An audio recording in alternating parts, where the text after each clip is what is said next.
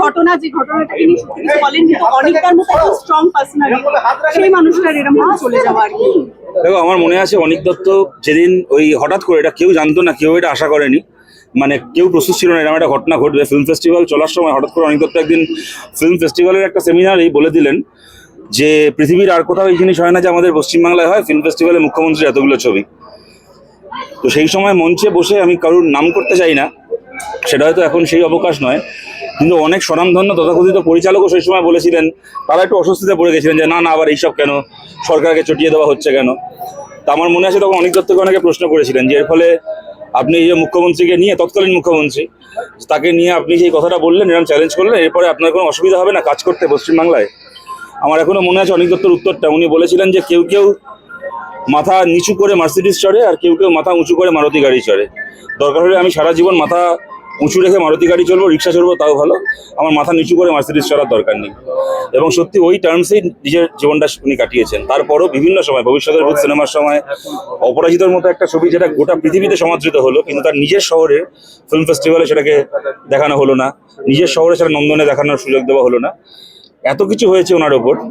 এরকম ঘটনা ঘটেছে, আপনারা জানেন, গত লোকসভা ভোটের দিন ওনার নামে ওখানকার লোকাল পাড়ার তৃণমূলের কিছু লোকজন থানায় এফআইআর করে থেকে শুরু করে, যাই হোক এখন হয়তো এগুলোকে নিয়ে আলোচনা করার সময় না, কিন্তু আমি এইটা বলছি যে এত রকমভাবে চাপ দেওয়ার চেষ্টা হয়েছিল, এত কিছু হয়েছিল, কিন্তু কখনো একটা দিনের জন্য কখনো কম্প্রোমাইজ করেননি।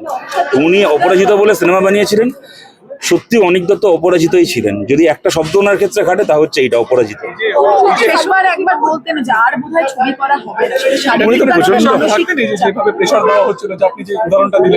দেখুন এই রাজনৈতিক অসংখ্য, দেখুন এগুলো তো অন রেকর্ড, এগুলো তো আমার বলার অপেক্ষা না। উনি যে অসম্ভব রকমের, আগের সরকারের সময় উনি যে অসম্ভব রকমের বাধার সম্মুখীন হয়েছিলেন, এটা ঘটনা।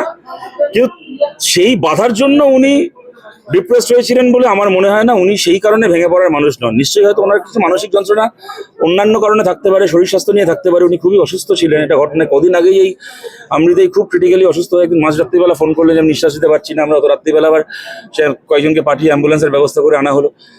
যাই হোক, খুব, এবং যে কথাটা আপনি বললেন যে মাঝে মধ্যে কথা বলেই বলতেন যে আমি আর তো সিনেমা করতে পারবো না, কেননা উনি গত লাস্ট যে সিনেমাটাও করলেন যতকাণ্ড কলকাতায়, খুব কষ্ট করে ছবিটা ওনার কমপ্লিট করতে হয়েছিল। অর্ধেক সময় উনি শুটে যেতে পারেননি, বাড়ি থেকে ভিডিও কলে আর কি মানে নির্দেশনা দিয়েছিলেন, কার্যত পরিচালনা করেছিলেন, পরে পোস্ট প্রোডাকশনে ছিলেন। তো কিন্তু আবার এটাও বলছি, আবার ইদানিংকালে একটু সেরে উঠছেন আস্তে আস্তে। ওনার সাথে কথা হচ্ছিল, আমি জানি হাসানদার সাথে কদিন আগেই কথা হলো পরের ছবিটা করার জন্য। উনি খুব উৎসাহ নিয়ে তার প্রি প্রোডাকশনের কাজ শুরু করবেন, সব কথা হলো। তারপরে এরকম একটা ঘটনা ঘটলো, আর কি বলবো। আর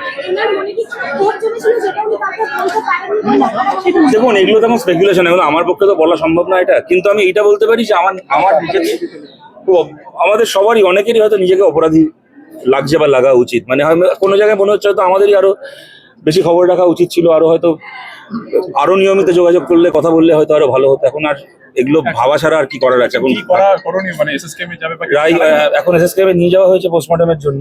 তারপরে ওনার মেয়ে রাই বিদেশে থাকে, ও ইউরোপ থেকে খবর পেয়ে এখন ওখান থেকে রওনা হয়েছে, একটু পরে ফ্লাইট নেবে ওখান থেকে।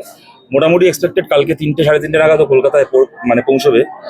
তারপরে ওর সাথে কথা বলেই সরকারের পক্ষ থেকে রুদ্রনীল ঘোষ এসেছিলেন, তিনি অফার করেছেন, আমরা তার জন্য তার কাছে কৃতজ্ঞ। তারা বলেছেন তারা নন্দনে নিয়ে যেতে চান।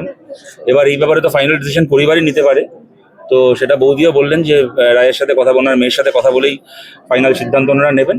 যাই হোক, তারা মিলে যা ঠিক করবেন, সবাই মিলে সেটাই হবে। হ্যাঁ, কিন্তু যা হবে কালকে 3টে সাড়ে 3টের পরে।